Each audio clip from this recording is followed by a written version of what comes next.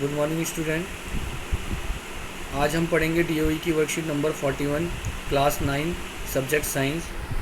सभी बच्चे अपनी कॉपी और पेन लेके बैठ जाएं, इंपॉर्टेंट पॉइंट को नोट डाउन करें, जैसे कि मैं अपनी हर वीडियो में कहता हूँ, आज भी यही कहूँगा। स्टूडेंट्स, हमने लास्ट वीडियो में पढ़ा था बल तथा गति के नियम के द्वितीय नियम के बारे में। देखिए, जो 39 वर्कशीट आई थी उसमें हमने प्रथम नियम पढ़ा था, 40 में हमने पढ़ा था द्वितीय नियम, और 41 में हम पढ़ेंगे तृतीय नियम के बारे में। तो इसको समझाने से पहले मैं आप लोगों को एक बात बताना चाहता हूँ कि जो गति का प्रथम नियम है और जो तृतीय नियम है वो बहुत आसान है, इनको समझना ज़्यादा आसान है इन कंपेरिजन टू द्वितीय नियम। तो द्वितीय नियम अपने लास्ट क्लास में पढ़ ही चुके हैं। प्रथम नियम में हमने ये पढ़ा था कि कोई वस्तु अगर गति में तो गति में रहना चाहती है, और कोई विराम अवस्था में तो विराम अवस्था में रहना चाहती है, अनटिल अनलेस पे कोई फोर्स न लगे। द्वितीय नियम में हमने पढ़ा था कि जब कोई वस्तु का संवेग, उसके हमने संवेग के बारे में पढ़ा था कि जो संवेग होता है द्रव्यमान और वेग पर वो डिपेंड करता है, और जिस किसी वस्तु पे लगने वाला फोर्स यानी बल उसके किसके बराबर होता है। क्या पढ़ा था हमने? वो पढ़ा था हमने कि किसी वस्तु पे लगने वाला फोर्स F इंटू ma के बराबर होता है, यानी मास इंटू एक्सेलरेशन इन त्वरण और द्रव्यमान के गुणनफल के बराबर। तो स्टूडेंट्स, आज हम स्टार्ट करते हैं गति का तीसरा नियम। जैसे कि इसमें भी जिज्ञासा दीदी और ज्ञान के बीच में बात हो रही है, आप देख सकते हैं। तो ज्ञान ने पूछा है कि जिज्ञासा दीदी, आपने बताया था कि बल हमेशा जोड़े में होते हैं जो विपरीत दिशा में अलग अलग वस्तुओं पर कार्य करते हैं, ऐसा क्यों होता है? ज्ञान ने पूछा है जिज्ञासा दीदी से कि आपने हमें बताया था कि बल हमेशा जोड़े में होते हैं। जोड़े में मतलब इक्वल एंड अपोजिट होते हैं और वो अलग अलग वस्तुओं पर कार्य करते हैं, ऐसा होता क्यों है? उसने ये पूछा है जिज्ञासा दीदी से ज्ञान ने। तो ये जो है जिज्ञासा दीदी कहती हैं, ज्ञान यह सच है कि बल हमेशा जोड़े में होते हैं और एक दूसरे के विपरीत कार्य करते हैं, ये गति के तीसरे नियम पर आधारित है।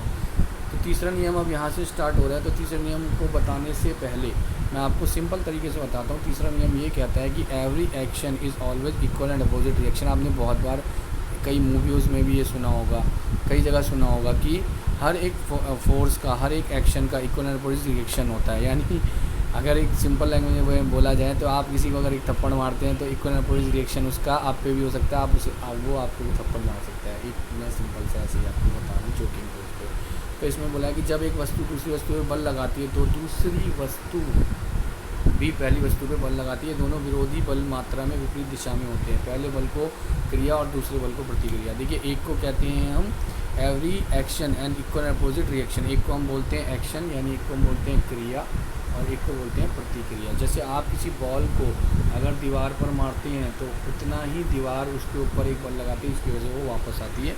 न्यूटन का गति का तीसरा नियम यही है, ठीक है। तो आगे क्या रहा है कि जैसे फुटबॉल को किक मारने पर हम क्रिया बल लगाते हैं फुटबॉल की वजह, लेकिन फुटबॉल भी हमारे पैर पर प्रतिक्रिया बल लगाती है। आपने देखा होगा कि आप फुटबॉल को जब पैर से मारते हैं तो आपके को भी एक बल का महसूस होता है, ठीक है।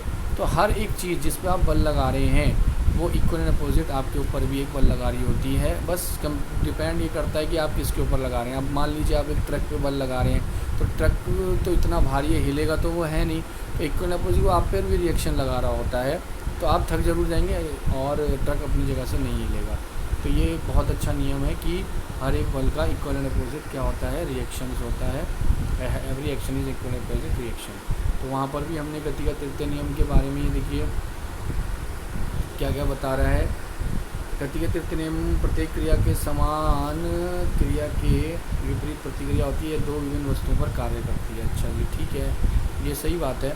आपको ये बात ध्यान रखना है कि क्रिया और प्रतिक्रिया दो विभिन्न वस्तुओं पर कार्य करेगी, एक ही वस्तु पर नहीं।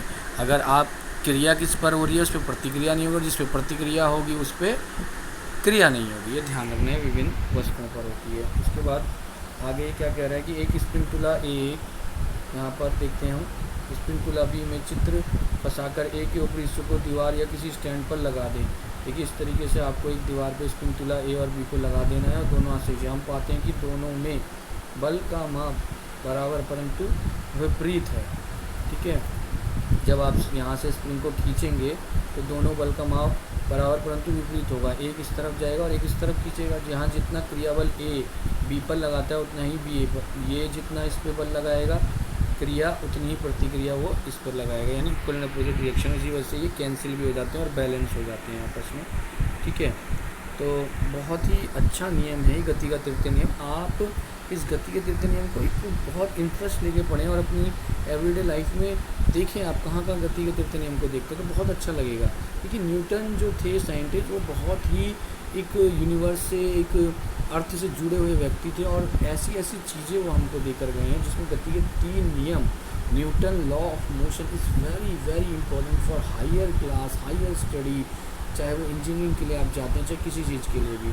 तो आप इसे बहुत अच्छे से पढ़ें स्टूडेंट। यहाँ हम 9th में नहीं पढ़ पाते तो आगे हमारे लिए यही चीज़ की दिक्कत हो जाती है। तो गति के तृतीय नियम के बारे में क्या बता रहा है ये, खेल में टकराने पर चोटिल हो जाना। ऑब्वियस सी बात है, जब बॉल लगेगी तो बॉल जितना क्रिया उस पर कर रही है, हमारा पैर भी प्रतिक्रिया करेगा, इसके वजह से हम चोट हो जाते हैं। पथ पर चल पाना, चल जो पाते हैं, आपको पता होगा हम चल क्यों पाते हैं। जैसे हमारे पैर होते हैं ये, हम चल क्या पाते हैं, जब हम आगे की ओर फोर्स लगाते हैं, बल लगाते हैं, तो पीछे की ओर एक फ्रिक्शन फोर्स भी लगाता है, इसलिए हम चल पाते हैं।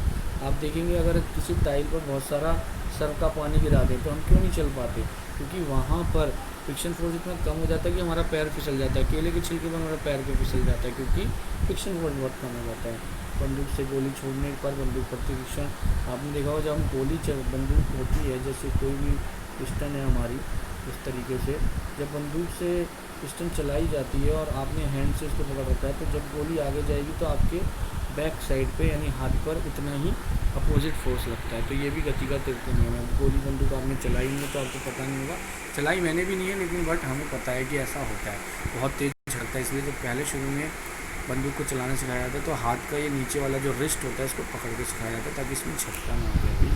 ठीक है, तो आप लोग पुलिस बनेंगे तो आपको पता चलेगा। रॉकेट का ऊपर उठना, रॉकेट का ऊपर उठना, देखिए रॉकेट का ऊपर उठना आपने देखा होगा, जब रॉकेट ऊपर जाता है, आपने दिवाली के रॉकेट भी जलाए होंगे, उसमें भी आप देख सकते हैं जरूरी मिसाइल, तो एक नीचे की तरफ में करके मारता है रॉकेट और फिर ऊपर जाता है और बोतल में धुआं धुआं रह जाता है ना, देखा होगा ना आपने, मैंने बहुत देखा बचपन में, बहुत चला के चलाए ना।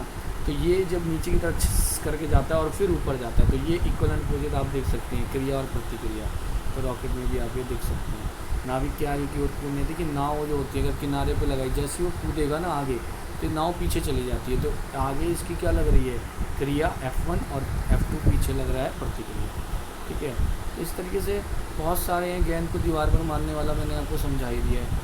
तो स्टूडेंट्स आपको ये वर्कशीट समझ में आई होगी, इसका मैं सॉल्यूशन आपको भेज दूंगा। गति का तीसरा नियम कागज़ द्वारा पेन पर लगाया गया विरोध क्यों करता है, देखिए गति के तृतीय नियम पर है। मैं ये मानता हूँ कि मैं आपको जो सॉल्यूशन भेजता हूँ उसको भेजने की मेरे को कुछ ज़रूरत नहीं होनी चाहिए, क्योंकि मैं वर्कशीट को आपको अच्छे से समझा दे रहा हूँ। उसके बाद भी आपको कोई दिक्कत हो तो आप मुझसे पूछ सकते हैं। तो स्टूडेंट्स अपना ख्याल रखना, सभी बच्चे अच्छे से काम करें, घर पर रहें, अपना ख्याल रखें। मिलेंगे अगली वर्कशीट के साथ, तब तक के लिए धन्यवाद।